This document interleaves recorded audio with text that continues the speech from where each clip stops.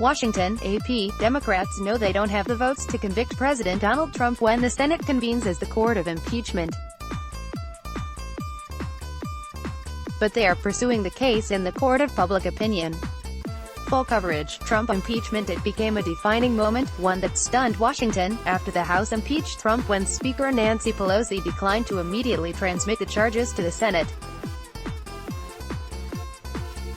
The abrupt move vexed the Republican president and his party, annoying some, angering others, and caused a political firestorm as the days turned to weeks. It was approaching a month. It was also a strategy. On Friday, it neared an end with Pelosi announcing the House would take steps next week to send the articles of impeachment to the Senate for the president's trial. While the delay produced an avalanche of theories and strategies about the sudden impasse, it hasn't much changed the widely expected final verdict: Trump's acquittal of charges he abused power and obstructed Congress in pressuring Ukraine to investigate Joe Biden.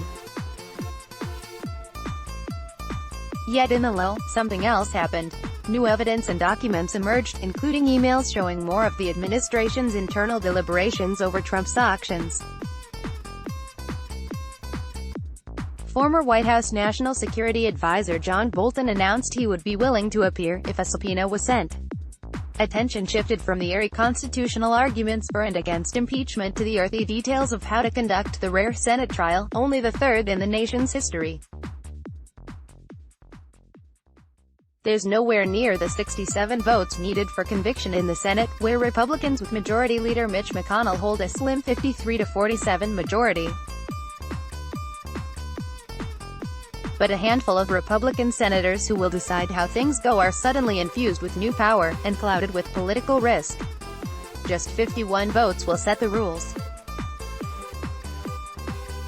As McConnell works to hold them in line, Democrats will try to sway four GOP senators, particularly those up for re-election this year, to join in calling for more witnesses and documents that McConnell is reluctant to allow. Republican Senator Susan Collins said Friday she is discussing with her colleagues a possible process for hearing new testimony. Alaska GOP Sen. Lisa Murkowski has expressed discomfort with the leader's close coordination with the White House. Utah Senator Mitt Romney said he'd like Bolton to appear, rather than the swift Senate trial that was expected to have started by now. Trump's impeachment has become a serial disruption to the presidency that is grinding into 2020. Many things have been accomplished, Pelosi said this week. The stated goal of Democrats was a public airing of the trial rules before Pelosi names House managers to present the case to the Senate.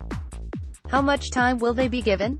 For how many days? Will there be more witnesses and testimony allowed? Those are all answers Pelosi's delay did not fully resolve. McConnell will only provide when he is ready. The ever-tight-lipped Republican leader sees no reason to deviate much from the last time the Senate convened as an impeachment court for the historic undertaking, for Bill Clinton's trial in 1999. His plan is to start the trial, and have the senators decide later if they want to hear more testimony. There will be no unfair new rulebook written solely for President Trump, McConnell said this week. I said for months that this is our preferred route. As the Pelosi-McConnell standoff winds down, itself a piece of history as the two legendary leaders refuse to budge over perhaps the most consequential role of Congress, the questions remain. It hasn't been a risk-free strategy for Democrats. The White House mocked Democrats with a video this week showing all the lawmakers who said impeachment was urgent, only to have stalled the proceedings.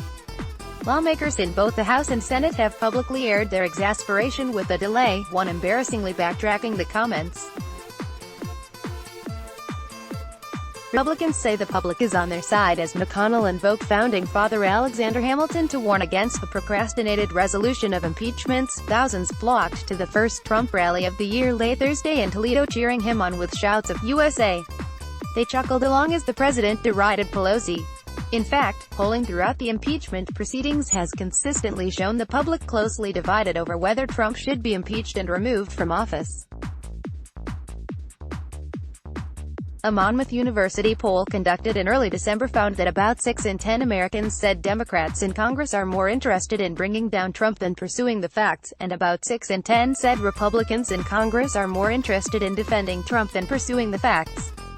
Senate Democratic leader Chuck Schumer said McConnell is a clever fellow, and understandably frustrated that his plan for swift acquittal has been stalled. But Pelosi has done just the right thing. As the minority party in the Senate, Schumer has little to lose and more to gain with the strategy. Whatever the Senate does is highly unlikely to result in Trump being removed from office. This way, Schumer can help keep impeachment in the public eye as Trump and senators seek election. Pelosi's delay of the impeachment trial offered a chance for Senate Democrats to win even by losing. If the Speaker had sent the articles of impeachment over to the Senate immediately after they passed, Senate Republicans could have moved to dismiss, he said Thursday. There wouldn't have been a fair or even a cursory trial. After all Pelosi has done to bring House and the nation to this point, she was not about to let impeachment go so easily. She put the House majority and her own speakership, her place in history, on the line. In an interview the day after the House voted last month, Pelosi told the Associated Press that Trump would be impeached forever. Now the Senate is poised to acquit him. And later, the public opinion of voters will decide the outcome. Editors note, AP congressional correspondent Lisa Mascaro has covered Congress since 2010. Let's block ads. Why?